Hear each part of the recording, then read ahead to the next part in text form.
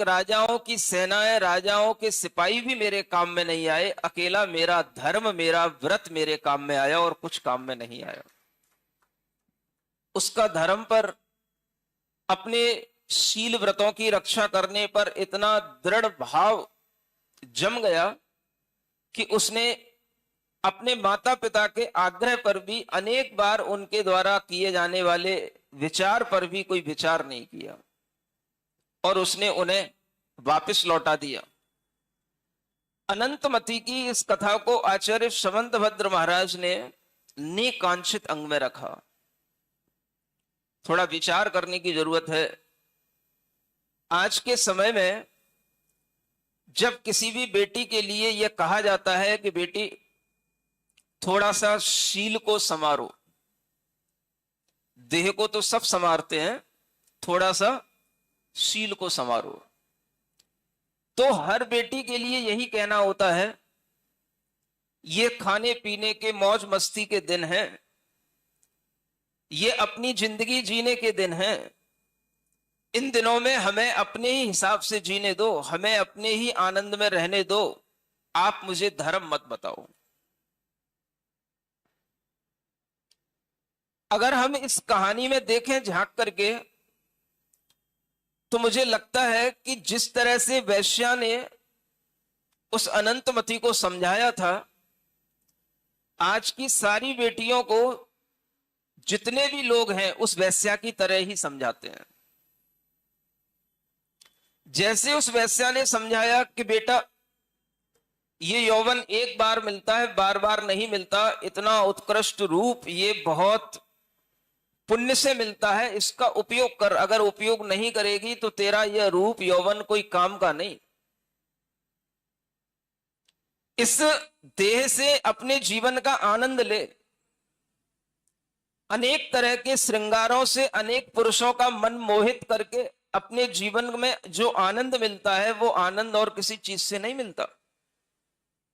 यह सीख एक वैश्या की सीख है।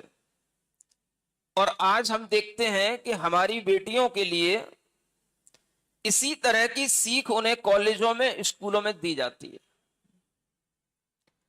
किसी भी बेटी से अगर धर्म पालन की बात कहो, कोई भी शील व्रत को धारण करने की बात कहो, तो उस बेटी के अंदर यह भाव जरूर आएगा कि यह समय शील व्रतों के लिए नहीं है, यह समय तो इस देह से तरह तरह का श्रृंगार करके इससे रूप सौंदर्य का आनंद लेने के लिए है। यह शील व्रतों का धारण करने का समय नहीं है। और बेटी की बात तो दूर जाने दें, शायद माता पिता भी उसकी इस बात को स्वीकार ना करें। आजकल के इस पंचम काल में उत्पन्न हुई बेटियों के माता पिता भी बहुतायत मात्रा में, कहूंगा ऐसे ही मिलेंगे आपको, जो बेटियों को तरह तरह के व्यसनों में पहुंचा करके आनंदित होते हैं। अगर बेटी किसी भी तरह से लड़कों के साथ घूम रही है, पार्कों में अनेक तरह का मनोरंजन कर रही है, होटलों में, क्लबों में जाकर के अच्छे अच्छे डांस कर रही है, तो माता पिता खुश होते हैं, हाँ मेरी बेटी बहुत अच्छा कर रही है।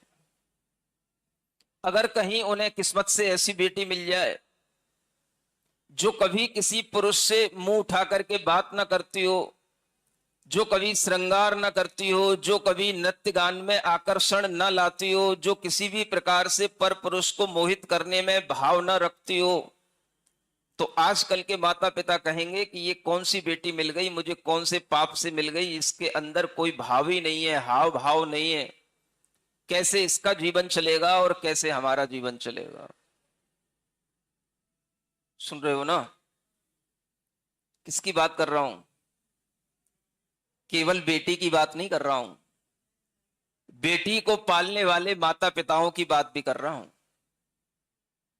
माता पिता भी आजकल इसी प्रकार की मानसिकता वाले हो गए हैं कि बेटी को उसी तरह से जीना आना चाहिए जैसे आज हम अन्य बेटियों को जीते हुए देख रहे हैं।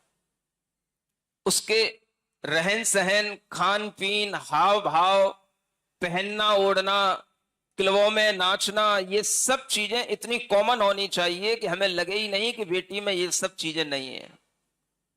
और अगर ये सब चीजें न हो तो माता पिता को लगता है कि बेटी में कोई भी ऐसी चीज नहीं है जिसके कारण से हमें बेटी अच्छी लगे।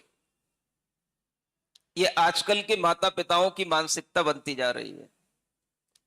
आप सोचें, अगर अनंतमती को हम सामने रखते हैं और उस वेश्या के उपदेशों को सामने रखते हैं, उसकी प्रेरणा को सामने रखते हैं, तो आप कहां खड़े मिलेंगे हमें? आपकी तुलना किससे करनी पड़ेगी? जिस बेटी के अंदर किसी भी तरह का अपने रूप सौंदर्य को दिखाने का भाव ना हो, लेकिन उसके अंदर यह भाव पैदा किया जाए कि तू अपना रूप सौंदर्य दिखा, और माता पिता भी उसके लिए उसी तरह के कपड़े लाएं, उसी तरह के माहौल पैदा करें, तो मैं समझता हूं कि ये सब माता पिता उस वेश्या की कैटेगरी में दिखाई देंगे उस अनंतमती के सामने। सुन रहे हो? जिन माता पिताओं की ऐसी मानसिकता अपनी बेटियों के लिए होती है, वो माता पिता उस वेश्या की ही सीख वाले माता पिता कहलाएंगे। माता पिता को आजकल अपनी बेटियों से इसी तरह की अपेक्षा होती हुई देखी जाती है, और अनेक माता पिताओं को ऐसा देखने में आता है, अगर कभी उनके पास में खबर पहुंच जाए कि तुम्हारी बेटी सिगरेट पीती है, ड्रिंक करती है, तो वह माता पिता कहते हैं क्या बुरा करती है, उसे अपनी जिंदगी जीने दो, वो जो करती है अच्छा करती है, इसमें कोई दुख की बात नहीं है। जो मेरे पास कंप्लेंट लेकर के आए दोबारा मत आना। मैंने उसको इसीलिए हॉस्टल में पहुंचाया है, इसीलिए मैंने उसको बड़ी सिटी में पहुंचाया पढ़ने लिखने के लिए। वो पढ़ेगी लिखेगी और एंजॉय करेगी, मैं उसको बंदिशों में नहीं रखना चाहता। उसको जो अच्छा लग रहा है उसे करने दो, और मैं उसके लिए जो अच्छे से अच्छा हो सकता है, एक अच्छे पिता के नाते सब अच्छे से अच्छा उसके लिए करने की कोशिश करूंगा। अगर उसके लिए ड्रिंक करना अच्छा लगता है तो करने दो, अगर उसे क्लबों में नाचना अच्छा लगता है तो उसे नाचने दो, अगर उसे सिगरेट पीना अच्छा लगता है तो उसे पीने दो। आप उसके लिए किसी भी तरह की बंदिशें न बनाएं, और न हमारी बेटी होते हुए हमारी बेटी की कंप्लेंट हमसे करें। सुन रहे हो कि नहीं? क्या सुना रहा हूं? ऐसे भी माता पिता देखे हैं हमने,